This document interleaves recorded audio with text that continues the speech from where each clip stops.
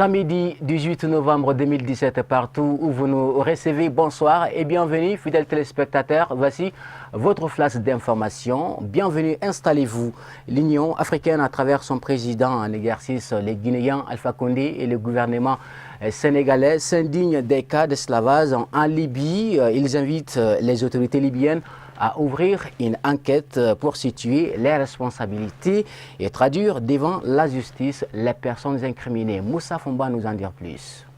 Cette semaine, l'émotion est encore montée d'un cran, notamment en Afrique après la diffusion d'un reportage de CNN montrant des migrants vendus aux enchères en Libye. À Dakar, le gouvernement sénégalais a appris avec une vive indignation la vente sur le territoire libyen de migrants originaires d'Afrique subsaharienne. Le président en exercice de l'Union africaine, le Guinéen Alpha Condé, s'est lui aussi indigné vendredi des cas d'esclavage en Libye. L'Union africaine invite instamment les autorités libyennes à ouvrir une enquête, situer les responsabilités et traduire devant la justice les personnes incriminés et à revoir ces conditions de détention des migrants, a ajouté le président de l'UA. Ces pratiques modernes d'esclavage doivent cesser et l'Union africaine usera de tous les moyens à sa disposition pour que plus jamais pareille ignominie ne se répète. Fin de citation. Le haut commissaire de l'ONU aux droits de l'homme, Zeid Ra'ad Al-Husseini, a vivement dénoncé mardi la détérioration des conditions de détention des migrants en Libye, jugeant inhumaine la coopération de l'Union européenne avec ce pays. La communauté internationale ne peut pas continuer à fermer les yeux sur ces scènes d'horreur inimaginable endurée par les migrants en Libye, a-t-il dit, en estimant que la souffrance des migrants détenus en Libye est un outrage à la conscience de l'humanité. Et puis, l'Union européenne accompagnera le Mali, notamment dans les processus électoraux. Vous le savez, le processus électoral qui s'approche constitue les cadres par lesquels va s'inscrire la vie publique. Ces propos sont du diplomate européen Alain Oleville. Boubacar Traoré nous dit plus de précisions. Le ministre de l'administration territoriale a échangé jeudi dernier avec les ambassadeurs et chargés d'affaires européens sur les questions liées à la mise en œuvre de l'accord pour la paix et la réconciliation, notamment ses aspects électoraux.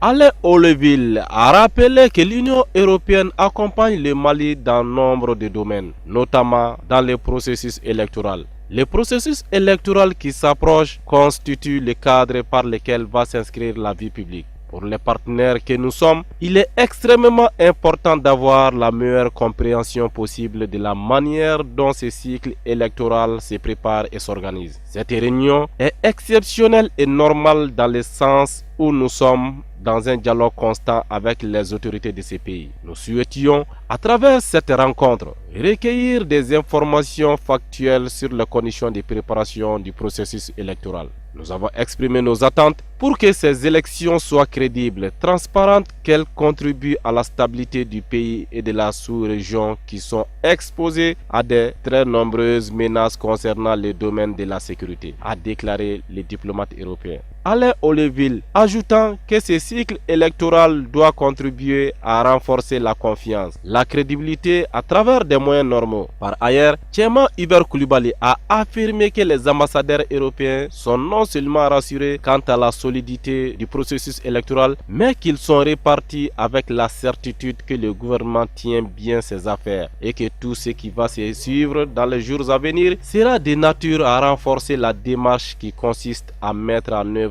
l'accord pour la paix et la réconciliation. Et on boucle ce flash d'informations par le tour d'horizon de l'actualité africaine en bref et en image, une compilation de Marietou Diallo. Au Kenya, 3 personnes ont été tuées par balle vendredi en marge d'une manifestation de l'opposition.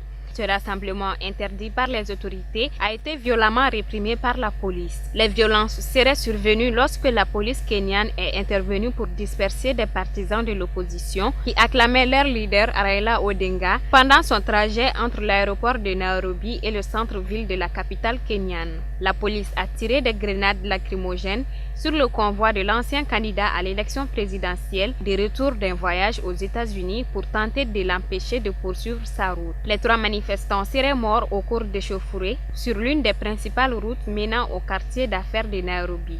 L'ancien candidat de l'opposition à l'élection présidentielle, Raila Odinga, a appelé à la résistance nationale pour protester contre les résultats du scrutin du 26 octobre remporté par le président sortant Uhuru Kenyatta.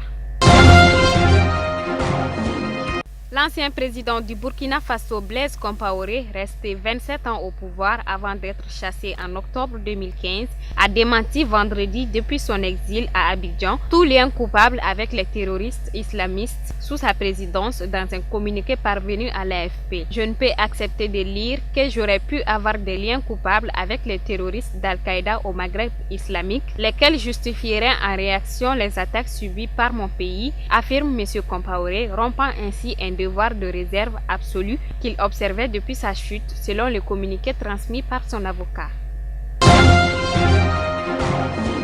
Ce vendredi, Robert Mugabe a fait sa première apparition publique depuis le coup de force militaire du mercredi. Mais dans les faits, la situation politique semble dans une impasse puisque Robert Mugabe refuse de démissionner. Selon la constitution du Zimbabwe, le vice-président succède au président en cas de démission. Un scénario catégoriquement refusé par Robert Mugabe jeudi dernier. Autre solution, un gouvernement de transition pourrait prendre le relais de l'armée le temps d'organiser des élections. Une option qui pourrait contenter le vice-président, fort du soutien de l'armée et des anciens combattants de l'indépendance. Mais là encore, il faut la démission du président en poste. Reste donc à destituer Robert Mugabe. Cette procédure est prévue par la Constitution si les 2/3 du Parlement en font la requête. Mais 7 jours doivent s'écouler entre la demande de destitution et le vote. Et 7 jours, cela peut paraître long quand on maquille un coup d'État. Le premier ministre démissionnaire libanais Saad Harari a quitté samedi l'Arabie Saoudite où il résidait depuis l'annonce de sa démission pour Paris sur invitation du président français Emmanuel Macron qui le recevra dans la journée. Il a informé le président libanais qu'il serait de retour au Liban mercredi 22 novembre pour la fête de l'indépendance. Emmanuel Macron a invité à Paris Saad Harari et sa famille pour quelques jours afin de sortir de l'impasse née dans sa démission surprise. Une invitation acceptée par Saad Harari avec l'accord du parrain saoudien. Depuis l'annonce de sa démission, le séjour prolongé de Saad Harari dans le royaume et le fait qu'il ne soit pas revenu au Liban pour remettre par écrit sa démission au président de la République, comme le veut la tradition, font l'objet d'intenses spéculations. Voilà, c'est tout pour ce flash d'information. Merci à vous de l'avoir suivi. Restez toujours connectés à notre chaîne d'information. Le journal en langue nationale Bamanankan vous sera présenté tout à l'heure par Moussa Fomba. D'ici là, portez-vous très bien. Excellente soirée à toutes et à tous.